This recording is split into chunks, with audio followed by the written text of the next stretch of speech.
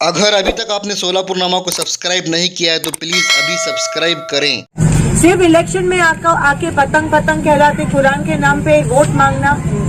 आप लोग, कुरान बहुत बड़ी चीज होती है, जैसे गीता बहुत बड़ी चीज होती है। इसको आप लोग इलेक्शन में इस्तेमाल करोगे तो कैसा होगा?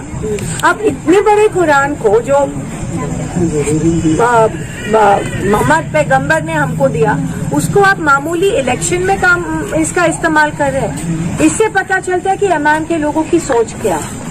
नमस्कार, मैं हूं जावेद देशमुख। आप देख रहे हैं सोलापुर नामा 24। आज हम अपने दर्शकों को कल यानी प्रभाग क्रमांक 20 में सोलापुर शहर मध्य की विधायिका परिणीति शिंदे ने जिस तरह से एक अपने नगर सेवकों के फंड का जो विस्तार किया यानी कामकाज का उद्घाटन किया, उस उद्घाटन समारोह में परिणीति शिंदे ने बहुत बड़ी चौंकाने वाली बात कह दी।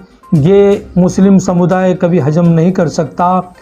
क्यों तो परिणीति शिंदे ने जो उस सभा में, उस भाषण में जो उनका वक्तव्य था, वो जो बयान था, उन्होंने कहा कि एमआईएम पार्टी कुरान के नाम पर वोट मांग रही है। कोई भी मज़हब, कोई भी धर्म किसी का भी हो, लेकिन मुस्लिम समुदाय कभी भी अपना कुरान के नाम पर कभी वोट नहीं मांग सकता। ये हम दावे के साथ कह सकते हैं। लेकिन ये बचकाना बयान है परिणीति शिंदे का कि उसने एमआईएम को कुरान के नाम पे वोट करने वाली बात कह दी। ये बचकाना है।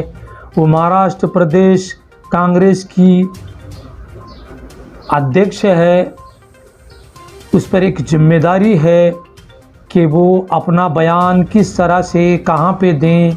इस बयान पर हम निंदा करते हैं, क्योंकि एमआईएम पार्टी असदुद्दीन ओवैसी हो, चाहे अकबर ओवैसी हो, चाहे कोई भी हो, इन्होंने कभी भी अपनी सभा में, अपने इसमें कभी भी कुरान के नाम पर मुसलमानों को वोट नहीं मांगा। और हमारा कुरान राजनीति से कभी भी जुड़ा नहीं है, उसमें राजनीति का कोई उल्लेख नहीं है। ऐसा कहीं नहीं कहा गया कि आप एक लोकतंत्र देश में रहते हैं तो हम कुरान का इस्तेमाल करते हैं। ये गलत है। परिणीति शिंदे एक जिम्मेदार, एक विधायक है, असेंबली मेंबर है और एक प्रभारी अध्यक्ष भी है। उनके पर जिम्मेदारी है पार्टी की। एक पार्टी के अध्यक्ष होने के नाते उन्हें इस तरह का बयान देना ठीक नहीं। अगर हम उनके 2019 के विधानसभा की बात करेंगे तो हमारे पास भी ऐसे कई पुख्ता सबूत हैं।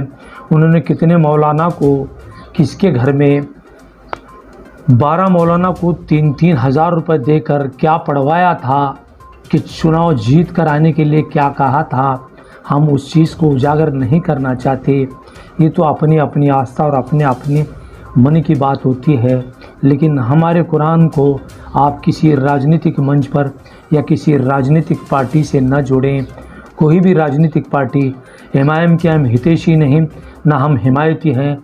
हम जानते हैं कि एमआईएम से मुस्लिम समुदाय की भावना ज़रूर जुड़ी हुई है, लेकिन एमआईएम की भूमिका, असदुद्दीन ओवैसी की भूमिका, असदुद्दीन ओवैसी क्या चाहते हैं, असदुद्दीन ओवैसी का क्या मकसद है, बीजेपी क्यों असदुद्दीन ओवैसी को ही टारगेट करती है, उसका क्या मंशा है, बीजेपी के सामने असदुद्दीन ओवैसी ही क्यों आते हैं, ताकि उन्हें हिंदू मुस्लिम का बंटवारा कर और अपना फ़ायदा हो।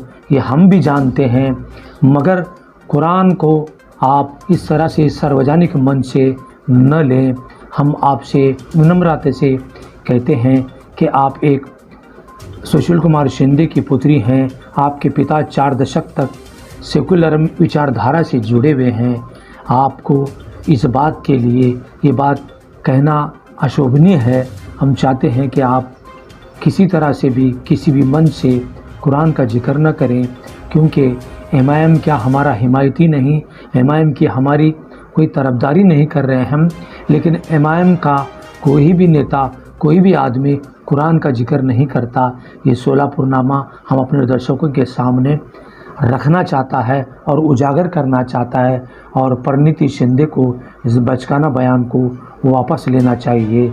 देखते रहिए सोलापुरनामा। धन्यवाद।